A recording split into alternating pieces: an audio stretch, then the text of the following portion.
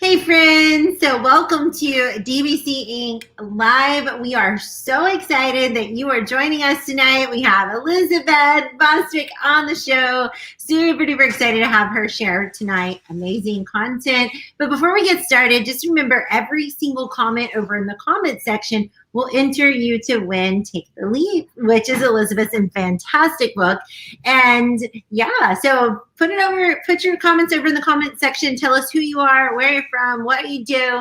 Tell us something exciting that happened today or this week. And Liz, without further ado, I'll let you introduce yourself. Not only is she an author, she's like an amazing person, but I'm gonna let her share all the things.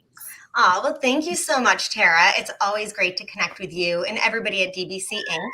So as you mentioned, yes, I'm the author of Take the Leap, Ignite a Culture of Innovation. It's a book that's near and dear to my heart. So many great stories and tips for teachers to be able to use in any situation of learning, teaching and learning. But I'm also an instructional coach. I work with teachers in the classroom, and I've had many opportunities, hi Dave, to also to go out and speak and consult and do some keynoting as well. So that's a little bit of it. But tonight we're going to be talking about how we can create a culture where every learner thrives. Hi, Nicole. I mean, maybe you should unmute. What a wonderful topic. We are so excited about that. I mean, who wouldn't want every student to thrive? Every learner, really. Every learner, no matter their age, like adults, anyone. Who wouldn't want a place where everyone felt like they could thrive, you know? I think that's probably the ideal school for anyone, right? Absolutely. And I think, when I authored the book of Take the Leap, that's very much of the underlying concept of helping kids thrive through, feeling empowered and authentic learning so that they can reach their true potential. But it's all about creating that culture. But this past year, almost 2 years now, like going through the pandemic, we really all understood the need that we all have for social emotional learning. And so when we're looking at, how we can create a culture where every learner thrives, we have to remember that the foundation comes first. That foundation of relationships and connections comes before everything else. And something I know that you would relate to too, Tara, is that if we as educators aren't taking care of ourselves and we're not thriving, then our students can't thrive. So I think that's a big piece I just wanted to talk about too tonight is it's not just about helping our learners thrive, but how do we thrive as educators in our day-to-day lives so that we have the capacity to support our kids. Exactly. And I think it's so important. And I'm with you. The past year has really, I feel like social emotional learning is just something everyone's talking about now. And I feel like we are kind of getting there. But of course, it's a topic that I love with Be Real. I mean, that is the heart of my book, the heart of my message. But I know that so many in every different profession, not just in education, is starting to understand and really feel the need to, like you said, not only take care of our people, but take care of ourselves. And that's truly, I mean, when that, like you said, that's the foundation, when that's in place, there's just nowhere to go but up at that point. And so I'm really excited to hear what you have to share. But before we go into the content a little bit, I know we're kind of pushing it, but I do want you to share just a tad bit about your book.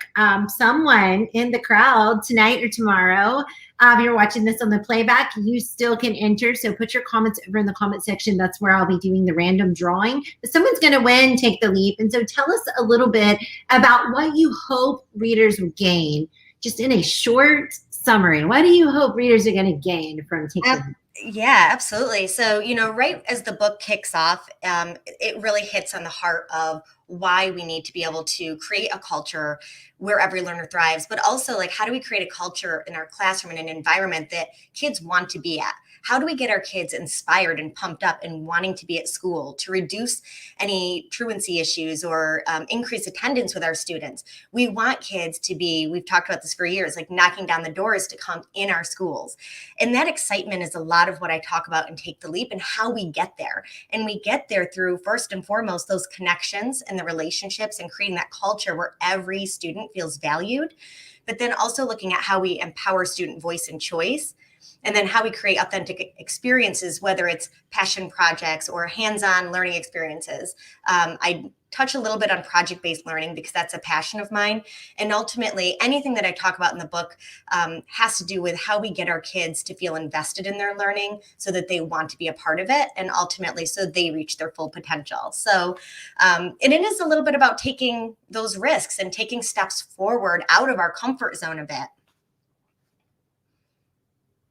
Yeah, and Amanda has a great point here. When they hate being there, like, we stop wanting to be there. It's the same. It's the same concept, I think, that Liz was talking about earlier. You know, when we feel empowered, when we feel strong, it's easy to project that on the people that we are serving. Or when we feel like we're thriving because we're taking care of ourselves, it's also easy to help, easier, I guess, to help others to, like, hey, what can we put in place to make you feel like you are ready to learn, like you're excited about it, you feel good, you feel excited to be there.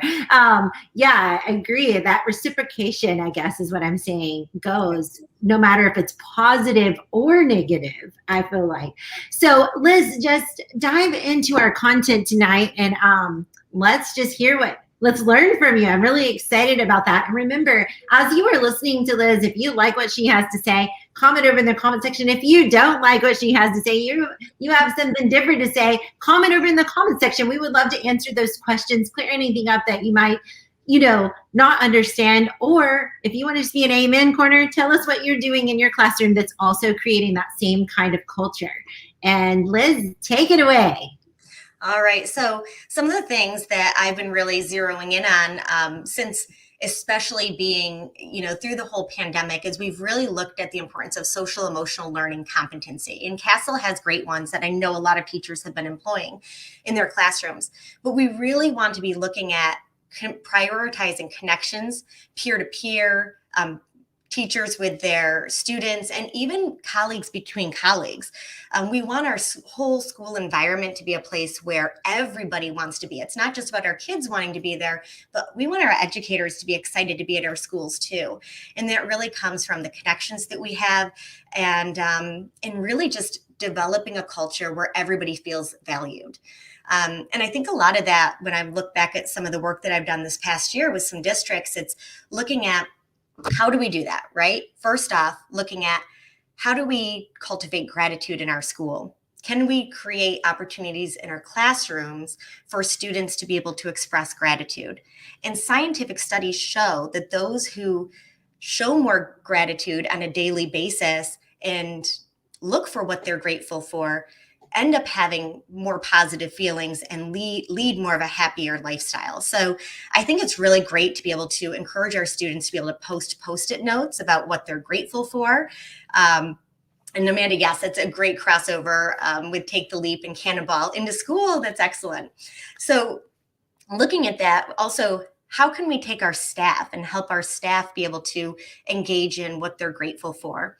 So those opportunities can come up, and we've done it in the classroom through a gratitude jar. We've also been able to share sticky notes about somebody in the classroom, somebody who has done something nice that we want to give a shout out to. So there are so many opportunities that we can get kids to express gratitude, and that leads people to want to be there first and foremost. Yeah, yes, most definitely. I also believe that I think anytime, even in my journal, my daily journal, I find myself writing gratitude. I have like just those little dots. I use the journal like a pirate. So if anybody out there has it, they have those little blank dots right across the top. And I just fill them in with all kinds of things I can think of that I'm grateful for. And it just can be anything. But I find that even just sitting there doing that while I'm drinking coffee, it's just changes my whole mood. And that's just me by myself. And if you think about students and classrooms or staff members, a whole school thinking about things that they're grateful for, And definitely, well, first of all, there's a lot of science to how and why it literally rewires your brain.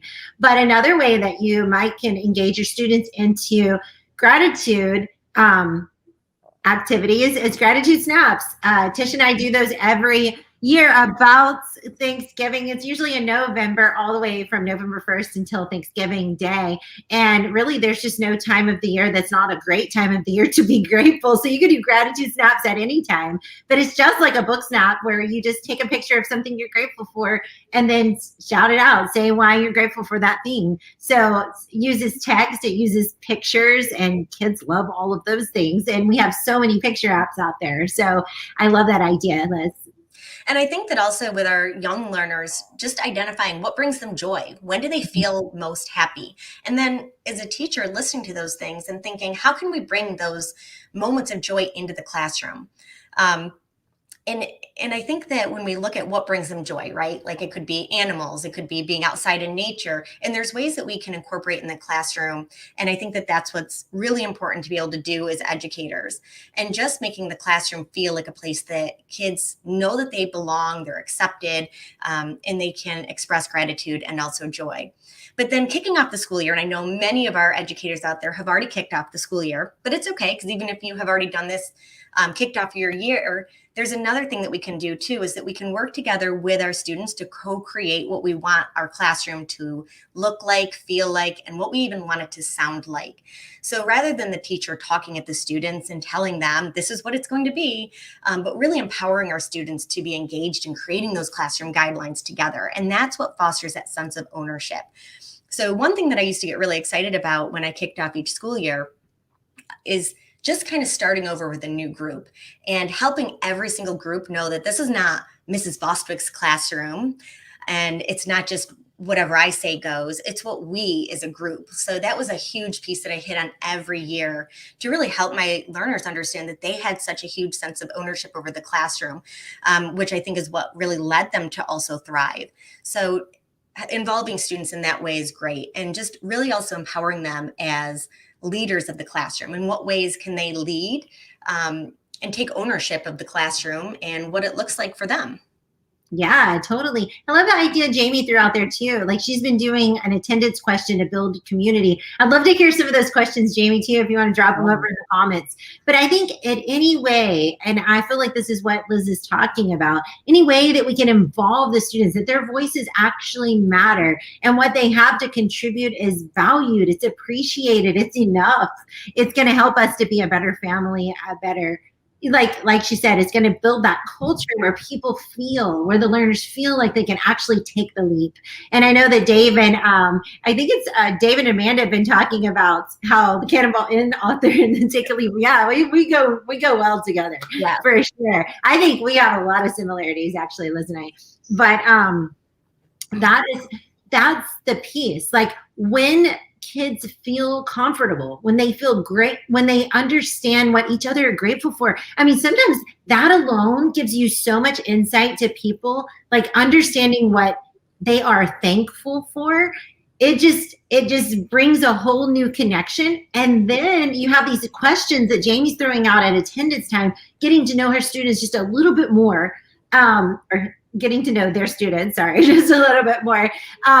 You have all of these connections that are being made. What that creates is this culture that everybody feels the sense of belonging, not that they fit in, but they actually belong there. It's something that they want to be a part of. They're not like leaving some of their parts out to make themselves fit, but they actually feel like they belong there just as they are. And at that point, that's when we can take that leap or cannonball in and take those risks in the learning setting, so we can actually learn those high stakes standards. But it all kind of goes together. And I feel like that's really what you're summarizing what you're saying. Oh, I love these. Yeah, those are great questions too. In this or that, yes, Sean. And those are excellent field to use. And you know, that kind of goes along, just to hit on what Tara was saying first, is it's really looking at, to begin with, like that foundation, right? The foundation to leap, or the foundation to cannonball in, any one of those. Without that foundation, as Tara was just saying, we can't get to the higher level learning that we may want to get to. And I always say connections before content. That doesn't mean we never hit that. Yeah, both love that exercise. Yeah. Like contest. So, you know, it's really it doesn't mean that we don't ever get to that content. Obviously, that's something we have to be able to do. But in order to really go deeper with our students with content, they need to have that environment where they feel like they have trust and relationships to be able to take those risks. It's so true. And when they feel like it, it's just like taking that jump for the first time in either book. But when you jump, you know, the first time you're super afraid of it. You know, you get down in the deep end, it feels scary. Like you're just swimming for your life to get up to the top and take a breath. But after you've done it once or twice, you're like, wait a second, I can do this. And I think that's what happens with that foundation. It's giving them that practice to like feel that uncomfortable. I'm sharing parts and pieces of my vulnerability with my classmates. That's a little uncomfortable. But after a while, they start pushing that doubt behind them. They start pushing that fear behind them. And they realize, hey, this is a place where I can actually be me and learn these incredible things. And so that's what makes kids want to come back. Yes, and likewise, just like we're talking about students, the same is true for our educators in the building. Our teachers need to feel that they can take those risks and take steps beyond the boundaries for growth, that they can really grow and try different things. To go with some of the attendance questions too, that some people are talking about and asking those questions, but we can also empower our learners to create questions for peers, create questions that are posted up for teachers. So, and it could be for anything. I think it may have been the last time we chatted on here that it may be here, may have been somewhere else, but we discussed creating a wonder wall. And that wonder wall could look different, where we have one main wall where everybody can post what they wonder or questions that they have, but it could also be specific to content. So that's another way it gives you insight as a teacher. What are my kids curious about? What do they wonder? What more can I tailor to some of the interests that they're having? Or even how can I address some of these questions within a lesson in a different way, or provide opportunities for students to be able to dive in a little bit deeper on their own. So I always love that concept of kids being able to create questions themselves and ask the questions that they have. Because again, when we talk about creating a culture where every learner thrives, it's all about relationships. It's all about those connections and social emotional learning, but it's also about kids understanding what are they grateful for, what brings them joy, and then how do we empower their voice. So true. I wonder too, like with the Wonder Wall, if you were virtual, I'm wondering if you could do Wonder Snaps. So like we never tried that before, but I love that idea of like, basically I've done exit snaps a bunch of times, and basically the kids just take a selfie and then they express their thoughts on the lesson or the thing that we did that day. What was their favorite part? What did they not like? How do they feel after this lesson? And it's very raw when they share their feelings, but you know what? It gives me great feedback. And a lot of times we'll do that in Google Slides to where I can show the slideshow and it could be the start of the next lesson. Like, here's what you guys were thinking yesterday. But what if they made Wonder Snaps and they are like thinking, and they start to write out or use images to share what they wonder. And that would just be like a beautiful way to kind of start off a year. Like, here's some of the things that you guys are all wondering.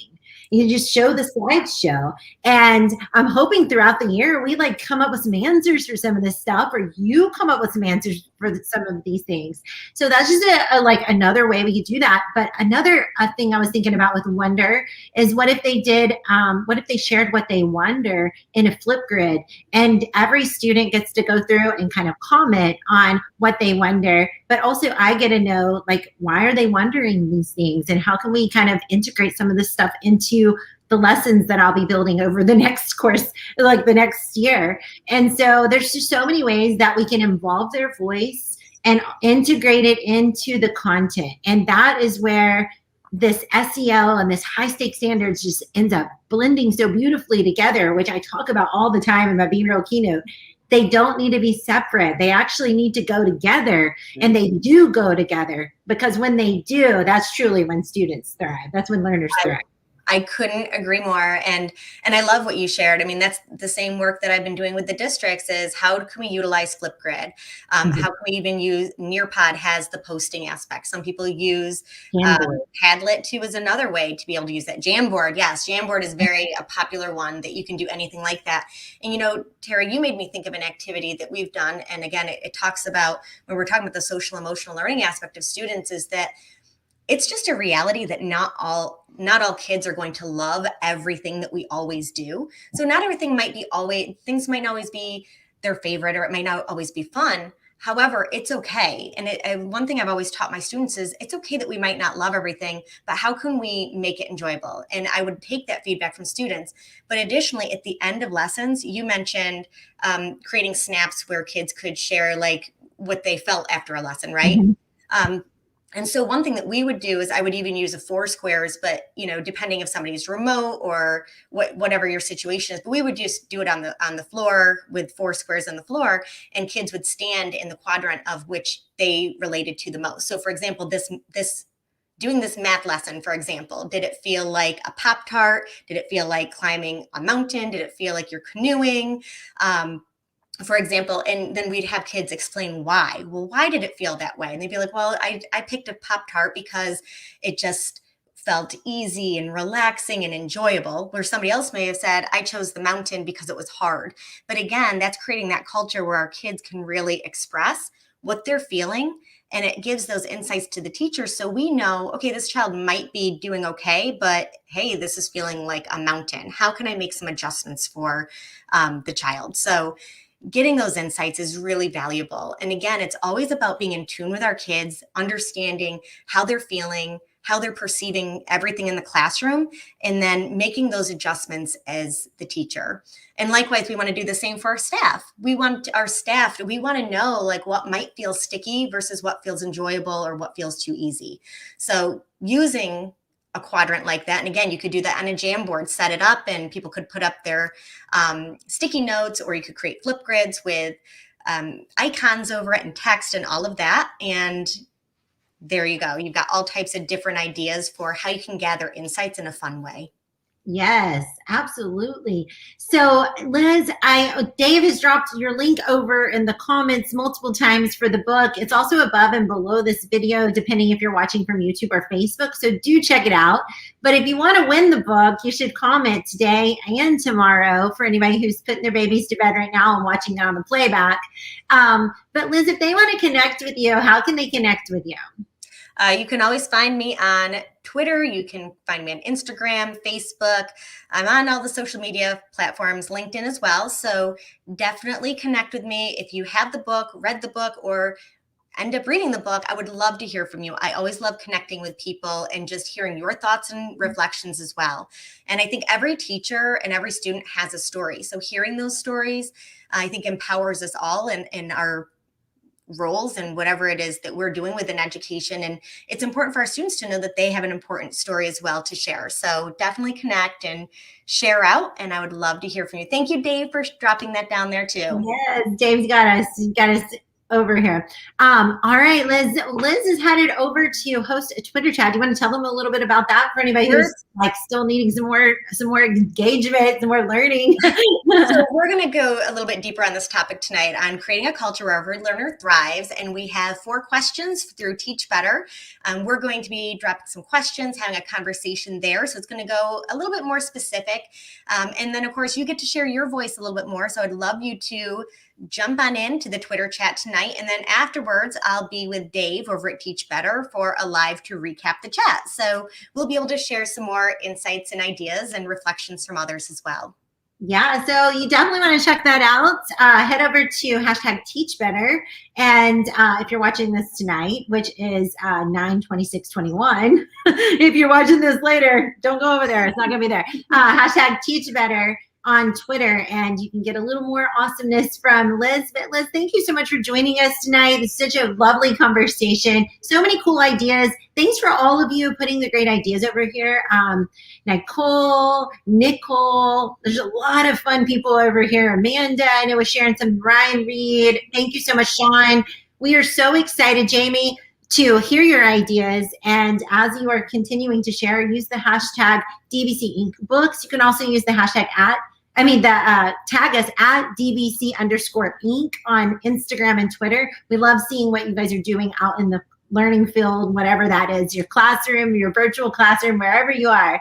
So thank you again for joining us. Remember, next Thursday, same place, same time, but different guest. And Liz, loved having you on the show tonight. Oh, Tara, thank you so much. And one of these days, we are going to work out together. I Yes. just know it. So. Yeah, we are CrossFitters. I can't believe we had a whole 30-minute conversation and we didn't talk about CrossFit. I'm so proud of it. But awesome, everyone. Have a great one.